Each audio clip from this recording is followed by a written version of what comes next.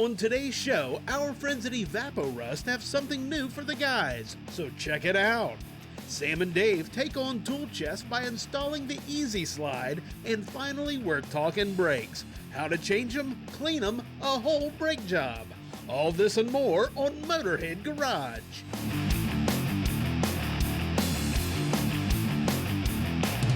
Hey, welcome to Motorhead Garage. Well, today we're going to talk a little bit about cooling systems. Got this old Corvette here. It's got a big block in it, and it's got some rust in the cooling system.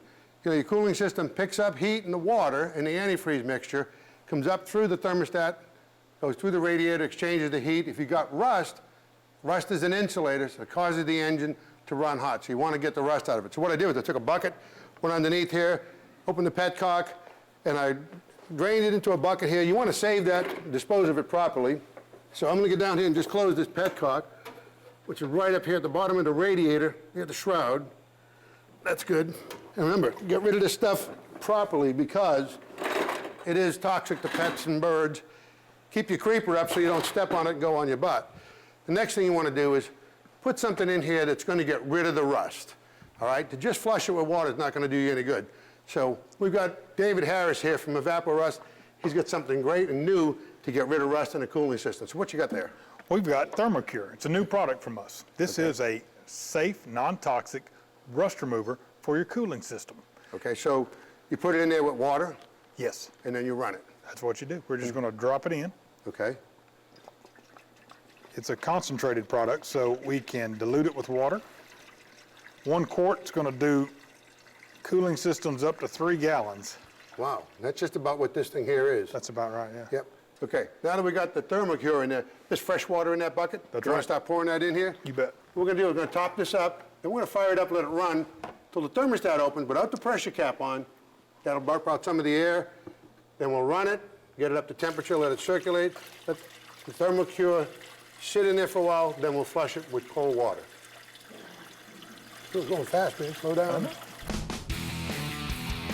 Time now for the industry update.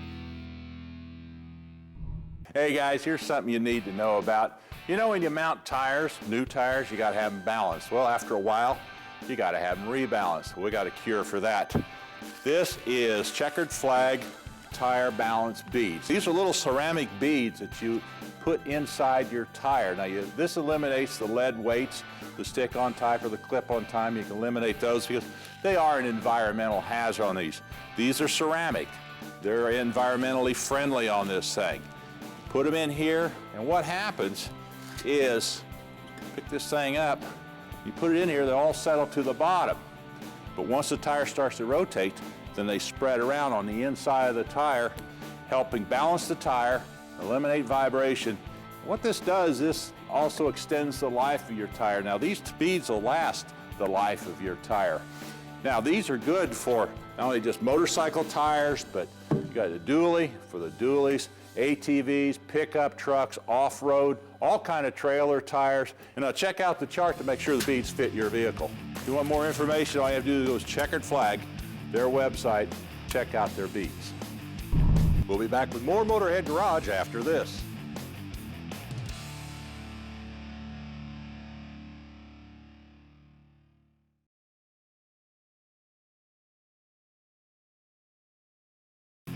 This edition of Motorhead Garage, presented by ARP, is being brought to you by Original Parts Group, the world's largest source for GMA body parts and accessories. EZZ-Z, bringing it to you. VR12, Ultimate Cooling System Protection. And by ARP, the world leader in fastener technology. Hey, welcome back. Well, folks, you got a pickup truck, and a lot of you do. You got a tool chest in the back like this. You can see what happens. Sam has to crawl up in the bed in order to get into it, and I can reach into it up to a point, but then I got to get back there too, so it's not convenient. You got the heavy stuff in the middle. You aren't going to reach it and not hurt yourself. And you know, getting in and out of a pickup truck is tough on your back, tough on your neck, and on a rainy day, it's slippery. One fall, you're out of work, you hurt yourself. And we already showed you a great way to take care of that problem. Yeah, we've had a lot of calls about the EZZ-Z, and this was a device that we put in the back of the pickup truck that would allow us to move this tool chest all the way up to the back. It make it like easier to work on. Right. But it was a high-end model. It was electrically driven. Remote control. Right, had all kind of bells and whistles on it. And? Right, and of course it charged up from your car's charging system to keep the battery up when you rode down the road. But a lot of you guys wanted to know if there was something like that, good quality, that was more affordable. And we have it, and we're going to show you what it's all about. Sam, you want to give me a hand? We'll get this thing out of here. Sure. Now, don't fall off the bed like you have before. Hey, you've never seen that. You've only read about it. Yeah, right. Okay, let me get this over here. Yep. All right, you got it on there? Yep. All right. Now, while Sam goes ahead and starts the installation, I'm going to show you what it's all about. Okay, folks, here's what we're talking about right here. This is the EZZ-Slide unit. And we got EJ Lambert here, who's with EZZ-Slide. And EJ, you guys have developed this. Now, this is the economical unit. Now, tell me a little bit more about it. Well, this one right here is just extremely easy to install and use and put in. It has these nice side rails here that's put on it that makes it really easy to go in. Simple to install. It's got the little wheels here with the side panels. And these wheels here hold, I think, up to 1,250 and up in pounds, and hold anything you want to put on the toolbox. It has a manual with a pole lock here that'll move, or an electric with a remote control that'll move this for you. Okay, and these wheels just follow right in the tracks of the bed. The corrugation of the bed. Exactly. Yes. So, and of course, here's the rails that comes with it. So you really only have about 3 components for this, major components. This, the rails. There's another rail up here that Sam is already installing now. So let me go get this one over there, and we'll get this installed. Okay, bud. Ready? Yeah, I got all the hardware here. Got the holes drilled? Yep. You're all right, man. Yeah, now what you want to do with this thing is you want to lay out the truck. Some masking tape looks good, following the instructions with a tape measure, because the most critical thing is that these 2 rails are parallel front and rear. All right, and we'll check that after we get these bolts in. Now you got a flathead screws that go through here with a spacer. There's 2 of them. We put these in first, and that'll help to locate it. Okay, got that in there? Yep. All right. And you'll get the nuts, flat washers, and lock washers there. Okay. Okay, Hello, hold on these. here. Let me. You got those okay, bud? Oh yeah. I'm speed doing this thing. All right, once I put in these 2 more screws, that'll do is hold us. So now would be time to put in the EZZ-Slide. Yep, you're in my way. I'm out of it now, buddy. All right, bud. Let's give this a try. Yep, you just slip this in, put the angle iron underneath. Well, that goes easy. Yeah, there you go, like Look at that. glass. Okay, now all I have to do is go ahead and slide these in. Yep, once these are in, put the screws in, ready to hook up the toolbox. Okay, Jay, you want to bring that in? There I you got go. this locked right here. Okay. All right. It's a good thing these things are aluminum, nice and light. Yeah. Now, All right, now I we got a got little that. lineup mark there. Get yourself a little alignment dowel so you can find where you put the hole through. Figure this out here. Here we go. I got my hole lined up. Now let me put this PK screw in. You go right ahead, because I'm not going to interfere at all. Oh yeah, you always do. I'm just not going to drive it all the way home. I'm just going to start it. All right. There you go. Now this is all yours. All right, what I've done here, folks, is I've hooked up the battery in here.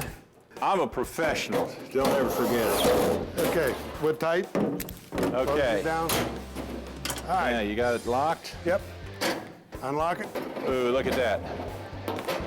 Now, this particular model has the option that Dave has the remote to lock and unlock it. If you have a chest type and you've got a tonneau cover and you've got the manual setup, they give you a little deal here. You lock it in place there, you unlock it, you slide it forward. When it gets out to the end, you lock it. That way it doesn't go anywhere. When it's locked in both positions, it doesn't travel when you're going down the road. I don't know what could be easier, Sam. This is the way to go. We want to thank EJ Lambert for bringing this up and showing it to us. Folks, if you want more information about it, all you have to do is check out their website. Well, we got a lot more coming here on Motorhead Garage, so stick with us. Nice. unlock that.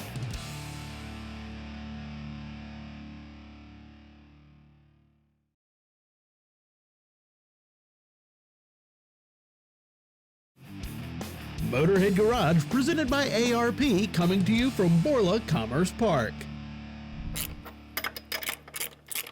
Welcome back to Motorhead Garage. Taking the wheels off this Cadillac. Got a pretty neat little Cadillac here. It's one of the XLRs. This is like a 2006, but this is the nice one. This has got the supercharged one, the run flat tires, 19-inch wheels. There's a lot of neat stuff, you know. It's not really a Corvette like everybody thinks it is. It's got the North Star. It's got a 4-cam V8 in it. And of course, it is supercharged. And these 19-inch wheels, they're holding run flat tires. This guy's complaining of brake noise. Now, first thing I noticed is somebody's been in here before. There's usually little retainers here. A couple of them from the factory holds the retainer on, holds the rotor on these studs for assembly purposes. So for some reason, someone's been in here and taken those off. Now, normally I'd set up a dial indicator, rotate the rotor, watch it for, you know, run out and so on. Then I'd mic it to see how much we can shave off it. You can see these are drill rotors, real high performance car. The guy beats these brakes up 30,000 miles down to the pads, crowded the metal out. We're going to put new rotors and new brake pads in it.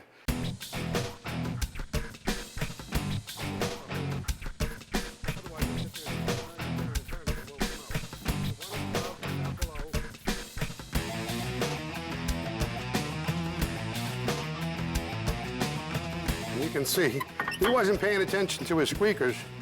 There's nothing left of these. They're showing some heat checks and cracks. This guy, he'll probably blame his wife, but I know he did it. He drives the heck out of it.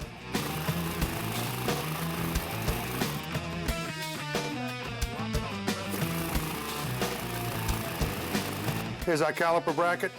We'll go ahead and wash it. We want to lubricate all that stuff. And this is like a hat-style rotor. It'll lift right off. And you can see it's really been hammered. Of course, what I like to do is take a wire brush or something, clean up this flange real good, a little bit of anti-seize around there, so the new rotor will sit tight on it. So with that, this is the front brakes. Now we're gonna get David to take the back brakes apart. All right, folks, here's what I'm doing back here. Now, this is a little bit more different than what Sam was working on, because first of all, I can't turn the wheel out. So it makes it a little bit harder to get back here and see what's going on. But I got the wheel and everything. I got the caliper off, and the caliper comes off the same way it did up front. Now, I've got the caliper bracket off, and I'm going to pull the pads out and take a look at that. And as you can see, that thing is down almost to the backing. In fact, it's even rubbing the backing plates. You can see that right here. So I can see that this one has been run pretty hard. Time for a replacement on that. So we'll get these out of here, set this aside. And now I've also gone ahead and I've sprayed some lubricant around here, like a little penetrating oil.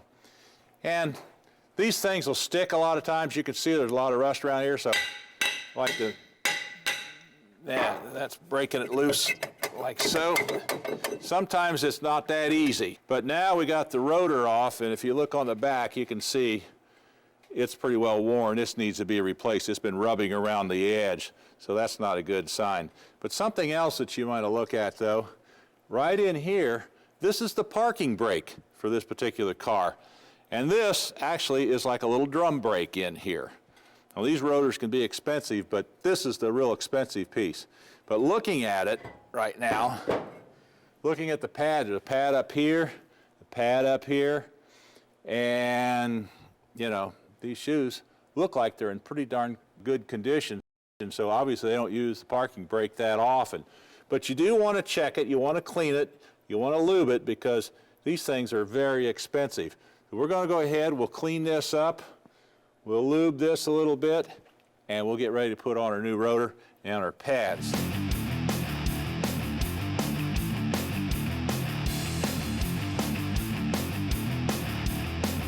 All right, well, we got that in pretty good shape. I'm going to clean this a little bit more. In the meantime, we're going to take a short break, so stick around because we got a lot more coming here on Motorhead Garage.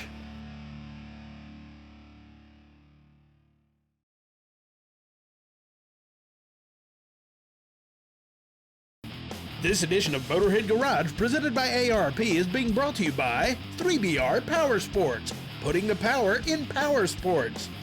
Deviate Off-Road, find your road. Magic Creeper, ready rain or shine. And by Evapo-Rust, super safe rust remover.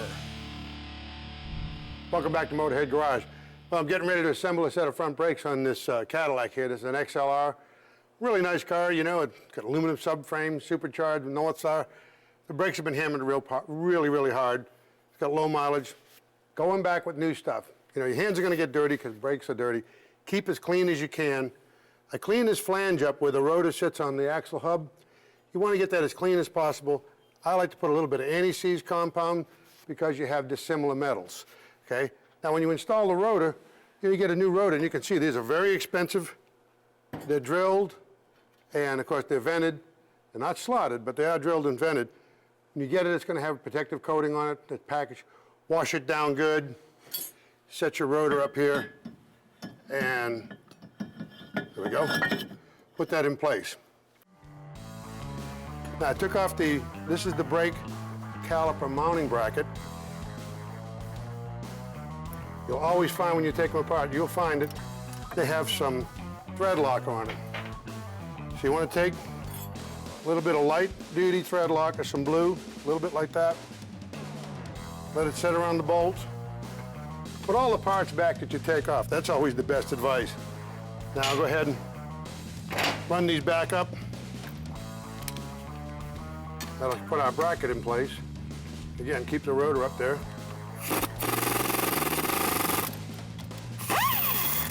This has a little squealer. When the pad material wears down and that squealer starts to touch the rotor, it'll make a noise, let you think you need brakes, and guess what? That's a good time to put a set of brakes in. Make sure these fit good and tight. Again, I'm trying my best. And by the way, want the backing plate? Remember, when you've done a brake job and you've pushed the pistons back into the calipers, you don't have any brake pedal. When you get in the car, before you try to move it, gently push the brake pedal, pump it a couple times. Everything's right, the pedal will come up, good and firm, then you can move the car. I'm gonna go ahead and finish this all up, clean the rotor good. I can reinstall the wheel, the alloy wheels, make sure you use the torque wrench. Let's see how Davey's doing in the rear. Okay, folks, here's what I'm doing. Got the new rotor back here.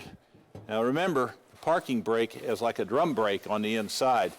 What I like to do is when you get a new rotor, spray it down good with a brake cleaner.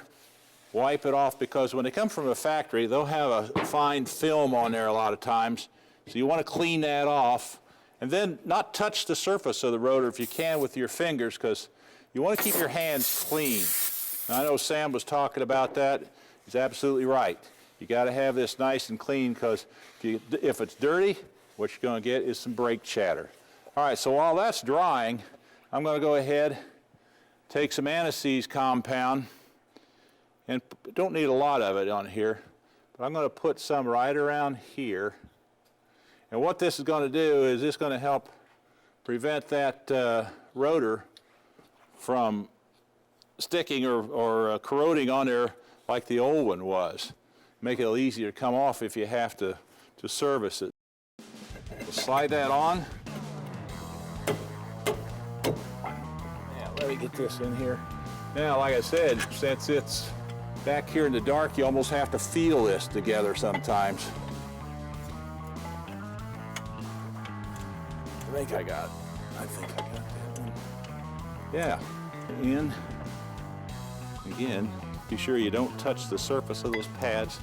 All right, everything is nice and clean. Now the next step here, got my pins. These are the pins that'll slide on, the caliper slides on. I put on new rubbers here, new seals. And I put a little bit of high temperature brake lube on this. So this is important to do. I didn't let that hang. I had it stuck up there so it wouldn't hang by the cable or the hose. And I did push the piston back, but I may not have. All right, there we have it, folks. All I have to do now is put the wheel on and we're in business. There's how you do a brake job. Let's check in with Sam. All right, petcock's closed.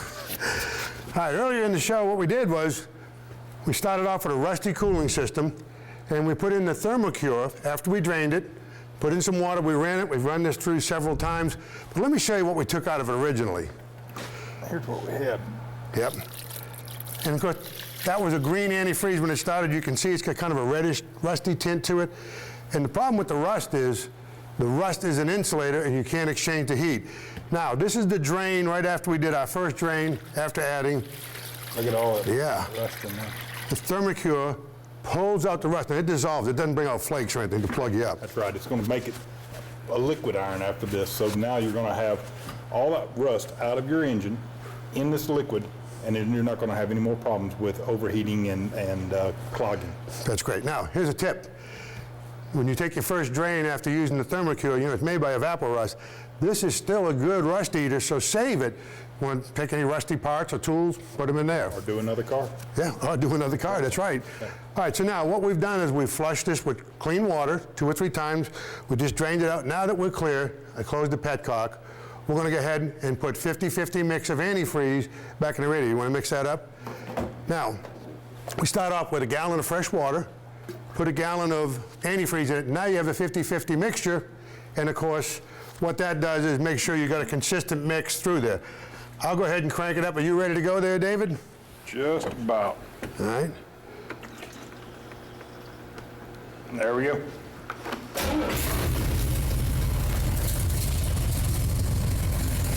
So we'll start pouring in the 50-50 mix of water and antifreeze. We're going to let it run, keep the pressure cap off. So the thermostat opens. When the hot water flows through the top hose, we'll expel any trapped air, put a pressure cap on it, and we're done. Hope you learned something about cooling systems. We're out of time. We'll see you next time here at Motorhead Garage.